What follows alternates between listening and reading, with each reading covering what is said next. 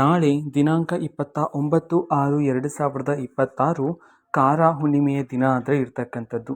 ಇದೇ ಒಂದು ಕಾರ ಹುಣ್ಣಿಮೆಯ ದಿನದಂದು ನೀವು ಈ ಒಂದು ಗಿಡವನ್ನು ಮುಟ್ಟಿದ್ರೆ ಸಾಕಾಗತ್ತೆ, ನಿಮ್ಮ ಜೀವನದಲ್ಲಿ ಭಾರಿ ಬದಲಾವಣೆಯನ್ನು ನೀವು ಕಾಣಬಹುದಾಗಿರುತ್ತೆ. ಹೆಜ್ಜೆ ಹೆಜ್ಜೆಗೂ ಅದೃಷ್ಟ ಆದರೆ ನಿಮಗೆ ಪ್ರಾಪ್ತಿಯಾಗ್ತಕ್ಕಂಥದ್ದು. ನಿಮ್ಮ ಜೀವನದಲ್ಲಿರ್ತಕ್ಕಂತಹ ಎಲ್ಲ ಕಷ್ಟಗಳು ದೂರ ಆಗುತ್ತೆ, ಅದೃಷ್ಟ ಪ್ರಾಪ್ತಿಯಾಗತ್ತೆ. ಯಾವುದೇ ಕೆಲಸದಲ್ಲಿ ಯಶಸ್ಸನ್ನು ನೀವು ಕಾಣಬಹುದಾಗಿರುತ್ತೆ. ಮನೆಯಲ್ಲಿ ಸಕಾರಾತ್ಮಕ ಶಕ್ತಿಗಳು ಹೆಚ್ಚಾಗುತ್ತೆ ಅಂತ ಹೇಳಿ ಪುರಾಣಗಳಲ್ಲಿ ಉಲ್ಲೇಖಿಸಲಾಗಿದೆ. ಹಾಗಿದ್ರೆ ಬನ್ನಿ, ನಾಳೆ ಕಾರ ಹುಣ್ಣಿಮೆ ದಿನದಂದು ಯಾವ ಗಿಡವನ್ನು ನೀವು ಮುಟ್ಟಿದ್ರೆ ನಿಮಗೆ ಪುಣ್ಯ ಫಲಗಳು ಸಿಗುತ್ತೆ ಅನ್ನೋದನ್ನು ನಾನು ನಿಮಗೆ ಈ ವಿಡಿಯೋದಲ್ಲಿ ತಿಳಿಸ್ಕೊಡ್ತಿದ್ದೀನಿ. ವಿಡಿಯೋವನ್ನು ಸ್ಟಾರ್ಟ್ ಮಾಡ್ತೀನಿ. ಅದಕ್ಕಿಂತ ಮೊದಲು ನೀವಿನ್ನು ನಮ್ಮ ಚಾನಲ್ಗೆ ಸಬ್ಸ್ಕ್ರೈಬ್ ಮಾಡದೇ ಇದ್ರೆ ಈ ಕೂಡಲೇ ಚಾನಲ್ಗೆ ಸಬ್ಸ್ಕ್ರೈಬ್ ಮಾಡ್ಕೊಳ್ಳಿ ಮತ್ತು ಲೈಕ್ ಮಾಡಿ. ಈಗ ನಾವು ಮಾಹಿತಿಯನ್ನು ತಿಳ್ಕೊತಾ ಹೋಗೋಣ. ಹೌದು, ನೀವು ನಾಳೆಯ ಕಾರ ಹುಣ್ಣಿಮೆಯ ದಿನದಂದು ಈ ಗಿಡವನ್ನು ಮುಟ್ಟಿದ್ರೆ ಸಾಕಾಗತ್ತೆ, ನಿಮ್ಮ ದೇಹದಲ್ಲಿ ನಿಮ್ಮ ಮೈಯಲ್ಲಿರ್ತಕ್ಕಂತಹ ಎಲ್ಲ ದೋಷಗಳೆಲ್ಲನೂ ಸಹ ದೂರ ಆಗ್ತಕ್ಕಂಥದ್ದು ಅಂತ ಹೇಳಿ ಪುರಾಣಗಳಲ್ಲಿ ಉಲ್ಲೇಖಿಸಲಾಗಿದೆ. ಅದೇ ರೀತಿ ನಿಮ್ಮೊಳಗಡೆ ಸಕಾರಾತ್ಮಕ ಶಕ್ತಿಗಳು ಸಹ ಹೆಚ್ಚಾಗ್ತಕ್ಕಂಥದ್ದು. ಯಾವುದೇ ಕೆಲಸದಲ್ಲಿ ಶುಭ ಫಲಗಳನ್ನು ನೀವು ನಿರೀಕ್ಷಿಸಬಹುದಾಗಿರುತ್ತೆ. ನಂತರ ಈ ದಿನ ಹನುಮ ದೇವರನ್ನು ಪ್ರಾರ್ಥನೆ ಮಾಡೋದ್ರ ಮೂಲಕ ಹೆಚ್ಚಿನ ಫಲಗಳನ್ನು, ಹೆಚ್ಚಿನ ಕಾರ್ಯಸಿದ್ಧಿಗಳನ್ನು ನೀವು ಗಳಿಸ್ಕೊಳ್ಳಬಹುದಾಗಿರುತ್ತೆ. ಯಾವುದೇ ಕೆಲಸದಲ್ಲೂ ಸಹ ನೀವು ಪರಿಶ್ರಮ ಹಾಕೋದಕ್ಕೆ ನಿಮ್ಮಲ್ಲಿ ಸಾಮರ್ಥ್ಯ ಅನ್ನೋದು ಹೆಚ್ಚಾಗ್ತಕ್ಕಂಥದ್ದು. ಹೌದು, ಈ ದಿನ ಹನುಮ ದೇವಾಲಯಕ್ಕೆ 5 ಪ್ರದಕ್ಷಿಣೆ ಹಾಕೋದ್ರ ಮೂಲಕನೂ ಸಹ ಜೀವನದಲ್ಲಿ ನೀವು ಯಶಸ್ಸನ್ನು ಕಾಣಬಹುದಾಗಿರುತ್ತೆ. ಹನುಮ ದೇವರ ಪ್ರಾರ್ಥನೆಯಿಂದ ನಿಮ್ಮ ಜೀವನದಲ್ಲಿ ವಿದ್ಯೆ ಬುದ್ಧಿ ಜಾಸ್ತಿ ಆಗ್ತಕ್ಕಂಥದ್ದು. ಹೌದು, ಏಕಾಗ್ರತೆ ಹೆಚ್ಚಾಗ್ತಕ್ಕಂಥದ್ದು ನಿಮ್ಮ ದೇಹದಲ್ಲಿ. ನಂತರ ನಿಮ್ಮ ಹಣೆಗೆ ಸಿಂಧೂರವನ್ನು ಹಚ್ಚಿ ಪೂಜೆಯನ್ನು ಮಾಡೋದ್ರ ಮೂಲಕ ದೇವರಿಗೆ ಹೆಚ್ಚಿನ ಫಲಾಫಲಗಳನ್ನು ಸಿದ್ಧಿ ಮಾಡ್ಕೊಳ್ತೀರಾ. ನಂತರ ಈ ದಿನ ಉಪವಾಸ ಮಾಡಿದ್ರೆ ತುಂಬ ಒಳ್ಳೆಯದಾಗಿರುತ್ತೆ. ಹೌದು, ಕಾರ ಹುಣ್ಣಿಮೆ ದಿನ ಉಪವಾಸ ಮಾಡಿ ದೇವರ ವ್ರತ ಮಾಡೋದ್ರ ಮೂಲಕ ಹೆಚ್ಚಿನ ಫಲಗಳನ್ನಾದರೆ ನೀವು ಸಿದ್ಧಿ ಮಾಡ್ಕೊಳ್ತೀರಾ. ಈ ದಿನ ಹುಣ್ಣಿಮೆಯ ದಿನದಂದು ಸಂಜೆ 6ರ ನಂತರ ಕೆಂಪು ದೀಪವನ್ನು ಹಚ್ಚಿದರೆ, ಅದರಲ್ಲಿ ಎಕ್ಕದ ಬತ್ತಿಗಳನ್ನು ಇಟ್ಟು ಎಳ್ಳೆಣ್ಣೆಯಿಂದ ದೀಪಾರಾಧನೆ ಮಾಡಿದರೆ ಹೆಚ್ಚಿನ ಫಲಾಫಲಗಳನ್ನು ಸಿದ್ಧಿ ಮಾಡ್ಕೊಳ್ತೀರಾ. ಹೌದು, ಹುಣ್ಣಿಮೆಯ ದಿನದಂದು ಈ ರೀತಿ ದೀಪಾರಾಧನೆ ಮಾಡೋದ್ರ ಮೂಲಕ ನಿಮ್ಮ ಜೀವನದಲ್ಲಿ ಯಶಸ್ಸು, ಸಂಪತ್ತಿನ ಅಭಿವೃದ್ಧಿಯನ್ನು ನೀವು ಕಾಣಬಹುದಾಗಿರುತ್ತೆ. ನಂತರ ಜೀವನದಲ್ಲಿ ಶಾಂತಿ, ಸಮೃದ್ಧಿ ಹೆಚ್ಚಾಗ್ತಕ್ಕಂಥದ್ದು. ನಿಮ್ಮ ಬಳಿ ಕೆಂಪು ದೀಪ ಇಲ್ಲ ಅಂತಂದರೆ ಮಣ್ಣಿನ ದೀಪ ಇರುತ್ತಲ್ವಾ, ಹೌದು, ಮಣ್ಣಿನ ದೀಪದ ಮೂಲಕನೂ ಸಹ ನೀವು ದೀಪಾರಾಧನೆ ಮಾಡಬಹುದಾಗಿರುತ್ತೆ. ಮಣ್ಣಿನ ದೀಪಕ್ಕೆ ಕುಂಕುಮವನ್ನು ಹಚ್ಚಿ ದೀಪಾರಾಧನೆ ಮಾಡೋದ್ರ ಮೂಲಕ ಹೆಚ್ಚಿನ ಫಲಗಳನ್ನು ಸಹ ನೀವು ಸಿದ್ಧಿ ಮಾಡ್ಕೊಳ್ತೀರಾ. ಅದೇ ರೀತಿ ವೀಳ್ಯದೆಲೆಯ ಮಾಲೆಯನ್ನು ಆಂಜನೇಯ ಸ್ವಾಮಿಗೆ ಸಮರ್ಪಿಸೋದ್ರ ಮೂಲಕನೂ ಸಹ ನೀವು ಹೆಚ್ಚಿನ ಫಲಗಳನ್ನು ಸಿದ್ಧಿ ಮಾಡ್ಕೊಳ್ತೀರಾ. ಹೌದು, ದೇವಾಲಯಕ್ಕೆ, ಆಂಜನೇಯ ಸ್ವಾಮಿ ದೇವಾಲಯಕ್ಕೆ ನೀವು ವೀಳ್ಯದೆಲೆಯ ಮಾಲೆಯನ್ನು ಅರ್ಪಿಸಬಹುದು. ಅಥವಾ ಮನೆಯಲ್ಲಿರ್ತಕ್ಕಂತಹ ಆಂಜನೇಯ ಸ್ವಾಮಿ ದೇವರ ಫೋಟೋಗೂ ಸಹ ನೀವು ವೀಳ್ಯದೆಲೆಯ ಮಾಲೆಯನ್ನು ಮಾಡಿ ದೇವರಿಗೆ ಹಾಕಿ ಪೂಜೆಯನ್ನು ಮಾಡೋದ್ರ ಮೂಲಕನೂ ಸಹ ನಿಮ್ಮ ಜೀವನದಲ್ಲಿ ಭಾರಿ ಅದೃಷ್ಟ ಆದರೆ ಪ್ರಾಪ್ತಿಯಾಗತ್ತೆ. ಈ ದಿನ ಹುಣ್ಣಿಮೆಯ ದಿನದಂದು ನೀವು ಹಣೆಗೆ ಸಿಂಧೂರವನ್ನು ಇಟ್ಕೊಂಡು ನೀವು 108 ಬಾರಿ ಆಂಜನೇಯ ಸ್ವಾಮಿ ಮಂತ್ರವನ್ನು ಪಠನೆ ಮಾಡಿದರೂ ಸಹ ತುಂಬ ಒಳ್ಳೆಯದು. ಜೀವನದಲ್ಲಿ ಭಾರಿ ಬಲ ಆದರೆ ನಿಮಗೆ ಸಿಗ್ತಕ್ಕಂಥದ್ದು. ಎಲ್ಲ ಕೆಲಸದಲ್ಲೂ ಯಶಸ್ಸು ನಿಮಗೆ ಕಟ್ಟಿಟ್ಟ ಬುತ್ತಿಯಾಗಿರುತ್ತೆ.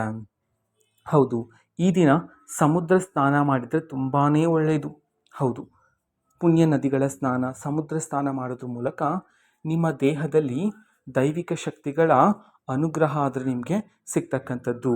ಒಳ್ಳೆಯ ಕೆಲಸ ಮಾಡೋದಕ್ಕೆ ಒಳ್ಳೆಯ ಸಮಯ ಆದರೆ ನಿಮಗೆ ಕೂಡಿ ಬರ್ತಕ್ಕಂಥದ್ದು.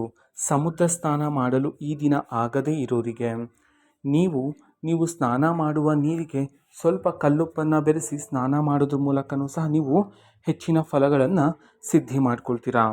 ಹಾಗಿದ್ರೆ ಇದೇ ಒಂದು ಕಾರ ಹುಣ್ಣಿಮೆಯ ದಿನದಂದು ಯಾವ ಗಿಡವನ್ನು ನೀವು ಮುಟ್ಟಿದ್ರೆ ನಿಮ್ಮ ಜೀವನದಲ್ಲಿ ಅತ್ಯಂತ ಅದೃಷ್ಟ ಫಲಗಳು ಸಿದ್ಧಿಯಾಗುತ್ತೆ ಅನ್ನೋದನ್ನು ಈ ವಿಡಿಯೋದಲ್ಲಿ ತಿಳಿಸ್ಕೊಡ್ತೀವಿ. ಆ ಗಿಡ ಯಾವುದು ಅಂತಂದರೆ ಶಮಿ ಗಿಡ.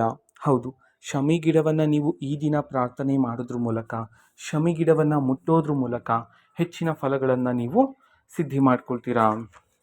ಶಮಿ ಗಿಡ ಅಂತಂದರೆ ಇದು ದೊಡ್ಡ ಯಜ್ಞಗಳನ್ನು ಮಾಡುವಾಗ ಪುರಾಣ ಕಥೆಗಳಲ್ಲಿ ನಾವು ಕೇಳಿರುವ ಹಾಗೆ ದೊಡ್ಡ ಯಜ್ಞಗಳನ್ನು ಮಾಡುವಾಗ ಶಮಿ ಗಿಡವನ್ನು ಬಳಸುತ್ತಾರೆ.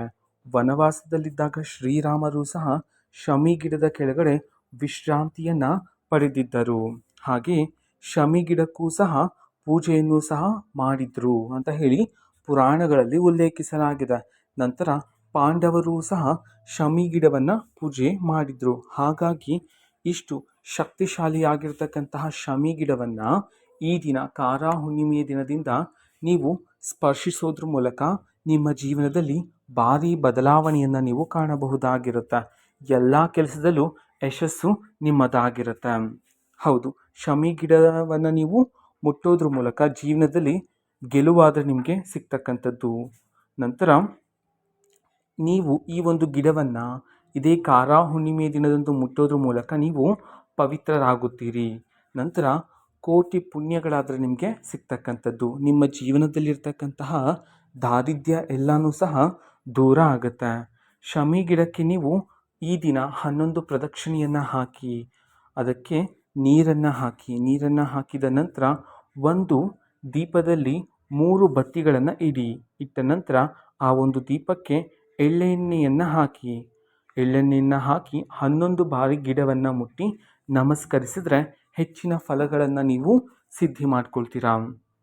ನಂತರ 11 ಬಾರಿ ಮುಟ್ಟಿದ ನಂತರ ನೀವು ಆ ಒಂದು ಶಮಿ ಗಿಡದ ಬಳಿ ನಿಮ್ಮ ಸಂಕಲ್ಪವನ್ನು, ನಿಮ್ಮ ಕೋರಿಕೆಯನ್ನು ಹೇಳಿ ಪ್ರಾರ್ಥನೆ ಮಾಡಿ. ನಿಮ್ಮ ಹತ್ತಿರ ಎಲ್ಲೂ ಸಹ ಶಮಿ ಗಿಡ ಇಲ್ಲ ಅಂತಂದರೆ ಶಮಿ ಕಡ್ಡಿಯನ್ನು ತಗೊಬಂದು ಬಂದು ನಿಮ್ಮ ಮನೆಯ ಬಳಿ ಒಂದು ಪಾಟ್ನಲ್ಲಿ ಆ ಒಂದು ಕಡ್ಡಿಯನ್ನು ಇಟ್ಟು ಪೂಜೆಯನ್ನು ಸಲ್ಲಿಸ್ಬೋದಾಗಿರುತ್ತೆ. ಪ್ರದಕ್ಷಿಣೆಯನ್ನು ಹಾಕಿ ಪೂಜೆಯನ್ನು ಸಲ್ಲಿಸಿದ್ರೆ ಹೆಚ್ಚಿನ ಫಲಗಳನ್ನು ಸಿದ್ಧಿ ಮಾಡ್ಕೊಳ್ತೀರಾ. ಈ ದಿನ ಈ 4 ವಸ್ತುಗಳನ್ನು ಹಾಕಿ ಮನೆಯಲ್ಲಿ ಧೂಪವನ್ನು ಹಾಕಿದರೆ ನಿಮ್ಮ ಮನೆಯಲ್ಲಿರ್ತಕ್ಕಂತಹ ನಕಾರಾತ್ಮಕ ಶಕ್ತಿಗಳೆಲ್ಲನೂ ಸಹ ದೂರ ಆಗ್ತಕ್ಕಂಥದ್ದು. ಹಾಗಿದ್ರೆ ಯಾವ 4 ವಸ್ತುಗಳನ್ನು ನೀವು ಸೇರಿಸಿ ಧೂಪವನ್ನು ಹಾಕಿದ್ರೆ ಹೆಚ್ಚಿನ ಫಲಾಫಲಗಳನ್ನು ಸಿದ್ಧಿ ಮಾಡ್ಕೊಳ್ತೀರಾ? ಇದನ್ನು ನಾವು ತಿಳ್ಕೊಳ್ಳೋದಾದ್ರೆ ಮೊದಲಿಗೆ ಬಿಳಿ ಸಾಸಿವೆ, ದೃಷ್ಟಿ ಬೀಜ ಅಂತ ಹೇಳಿ ಸಿಗುತ್ತೆ ಗ್ರಂಥಗಿ ಅಂಗಡಿಗಳಲ್ಲಿ, ಅಲ್ಲಿ ತಗೊಳ್ಳಿ. ನಂತರ ಕಪ್ಪು ಜೀರಿಗೆಯನ್ನು ತಗೊಳ್ಳಿ. ನಂತರ ಸಾಂಬ್ರಾಣಿ ಪುಡಿ. ಈ 4 ವಸ್ತುಗಳನ್ನು ಸೇರಿಸಿ ಧೂಪವನ್ನು ಹಾಕೋದ್ರ ಮೂಲಕ ಅನಾರೋಗ್ಯದ ಸಮಸ್ಯೆಗಳೆಲ್ಲ ದೂರ ಆಗುತ್ತೆ. ಮನೆಯಲ್ಲಿ ಮನೆಯ ಮಧ್ಯಮ ಭಾಗದಲ್ಲಿ ನೀವು ಈ ಒಂದು ಧೂಪವನ್ನು ಹಾಕಬೇಕಾಗಿರುತ್ತೆ. 4 ವಸ್ತುಗಳನ್ನು ಸೇರಿಸಿ ಧೂಪವನ್ನು ಹಾಕಬೇಕಾಗಿರುತ್ತೆ. ಧೂಪವನ್ನು ಹಚ್ಚಿ 5 ರಿಂದ 10 ನಿಮಿಷ ಆದ ನಂತರ ಪ್ರತಿ ಮೂಲೆಗೂ ಸಹ ಧೂಪವನ್ನು ನೀವು ತೋರಿಸಬೇಕಾಗಿರುತ್ತೆ. ಇದರ ಮೂಲಕ ಮನೆಯಲ್ಲಿರ್ತಕ್ಕಂತಹ ನಕಾರಾತ್ಮಕ ಶಕ್ತಿಗಳೆಲ್ಲ ಹೋಗಿ ಸಕಾರಾತ್ಮಕ ಶಕ್ತಿ ಹೆಚ್ಚಾಗುತ್ತೆ. ನೀವು ಈ ಸಮಯದಲ್ಲಿ ಮಾಡ್ತಕ್ಕಂತಹ ಎಲ್ಲ ಕಾರ್ಯಗಳಿಗೆ ಬೇಗನೆ ಪ್ರತಿಫಲ ಆದರೆ ಸಿಗ್ತಕ್ಕಂಥದ್ದು. ಈ ಮಾಹಿತಿ ಇಷ್ಟ ಆಗಿದ್ದರೆ ನಿಮ್ಮ ಫ್ರೆಂಡ್ಸ್ ಆ್ಯಂಡ್ ಫ್ಯಾಮಿಲಿ ಮೆಂಬರ್ಸ್ಗೂ ಸಹ ವಿಡಿಯೋವನ್ನು ಶೇರ್ ಮಾಡಿ. ಜೊತೆಗೆ ತಪ್ಪದೇ ಚಾನೆಲ್ಗೆ ಸಬ್ಸ್ಕ್ರೈಬ್ ಮಾಡಿಕೊಂಡು ಸಪೋರ್ಟ್ ಮಾಡಿ. So thank you. ಬಾಯ್.